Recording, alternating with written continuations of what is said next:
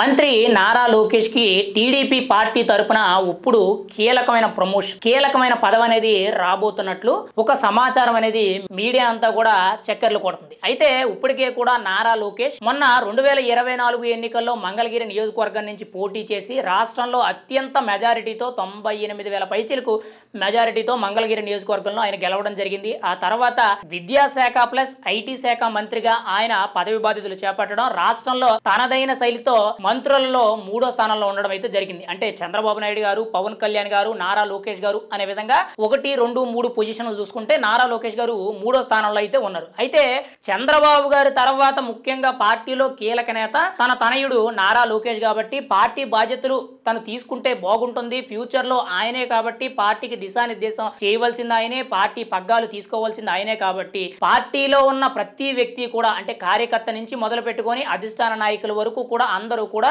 నారా లోకేష్ కి పార్టీలో కీలక బాధ్యతలు అప్పచెప్పాలని చెప్పి ఇప్పుడు చాలా మంది కూడా డిమాండ్ చేయడం జరుగుతుంది. అదే అంశాన్ని దృష్టిలో పెట్టుకొని నారా చంద్రబాబు నాయుడు గారు చాలా కీలకమైన పదవి అనేది నారా లోకేష్ కి పార్టీలో ఇవ్వబోతున్నట్టు కొంత సమాచారం అయితే వినబడుతుంది. ఈ నెల 27, 28, 29 తేదీల్లో కడప జిల్లాలో జరగబోయే మహానాడు కార్యక్రమాలు ఏదైతే ఉందో ఆ కార్యక్రమంలో నారా లోకేష్ కి పట్టాభిషేకం చేస్తూ టీడీపీ పార్టీ వర్కింగ్ ప్రెసిడెంటే గానీ లేదంటే ఎగ్జిక్యూటివ్ ప్రెసిడెంటే గానీ లేదంటే జాతీయ అధ్యక్ష పదవే కానీ ఈ మూడిట్లో కీలకంగా ఒక పదవి అనేది చాలా కీలకంగా ఇవ్వడం జరుగుతుంది. అయితే గతంలో ఎప్పటి నుంచో కూడా నారా లోకేష్ గారు టీడీపీ పార్టీ జాతీయ ప్రధాన కార్యదర్శిగా పనిచేయడం జరిగింది. ఆయన కూడా చాలా సందర్భాల్లో ఒక సందేశం ఇచ్చారు. అది ఏంటి అని అంటే పార్టీలో కానీ మన ప్రభుత్వంలో ఉన్న మన పార్టీ నాయకులు కానీ ఎవరు కూడా ఒకే పదవిని 2 సార్లు కంటే కూడా ఎక్కువ చేయకూడదు అని చెప్పి ఒక రూల్ అయితే పెట్టడం జరిగింది. అంటే పార్టీలో ఒక జిల్లా స్థాయి అధ్యక్షుడిగా ఉన్న నేత ఎవరైనా ఉన్నారంటే 2 సార్లు మించి కూడా ఆ పదవిలో ఆయన ఉండకూడదు, 3వసారి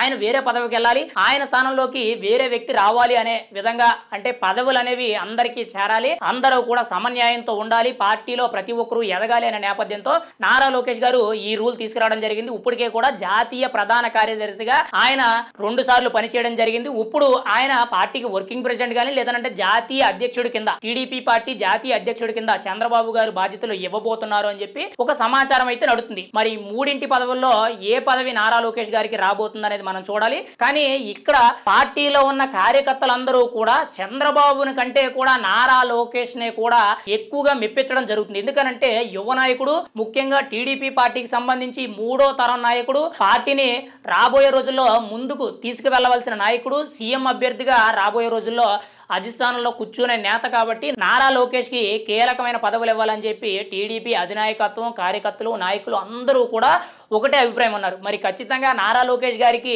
వర్కింగ్ ప్రెసిడెంట్ ఇస్తారా, ఎగ్జిక్యూటివ్ ప్రెసిడెంట్ ఇస్తారా, లేదు అనంటే జాతీయ అధ్యక్ష బాధ్యతలు ఇస్తారా అనేది మనం అయితే చూడాలి.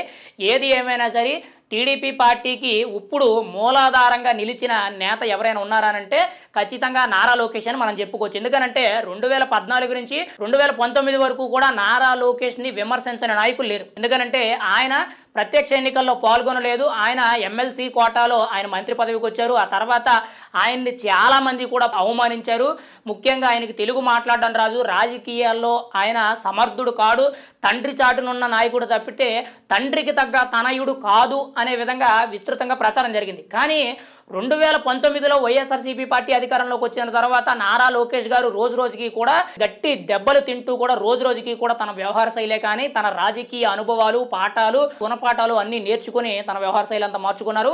అదే నారా లోకేష్ ని గతంలో ఎవరైతే ఒక రకంగా చెప్పాలంటే వెక్కిరించారో, వెకిలి చేష్టలుగా మాట్లాడారో వాళ్ళందరికీ కూడా చెప్పుతో కొట్టే విధంగా ఆయన ఈ రోజు ఆయన పనితనం కానీ ఆయన మాట విధానం కానీ ఆయన స్పీడ్ అనేది రాజకీయాల్లో ఆయన వ్యవహార శైలి అనేది అంతకు మించి ఉంది. ఒక రకంగా చెప్పాలంటే నారా లోకేష్ తో ఇప్పుడు మనం అసలు మాట్లాడడానికి కాదు కదా, కనీసం ఎదురుపడడానికి కూడా సరిపోము అనే విధంగా ఆయన రాజకీయ వ్యవహార శైలి అనేది కనబడుతుంది. ఎందుకంటే గ్రౌండ్ లెవెల్లో అంత నేర్చుకోగలిగి యువగలం పాదయాత్రతో రాష్ట్ర వ్యాప్తంగా దాదాపుగా 3,300 కిలోమీటర్ల వరకు కూడా సుమారుగా ఆయన పాదయాత్ర చేసి రాష్ట్రంలో ఉన్న అన్ని వర్గాల ప్రజలతోనూ సమస్యలు అన్ని తెలుసుకుని ఆయన 2024 ఎన్నికల్లో పోటీ చేశారు. అత్యంత మెజారిటీతో మంగళగిరి ఎమ్మెల్యేగా గెలిచారు, తర్వాత మంత్రి అయ్యారు.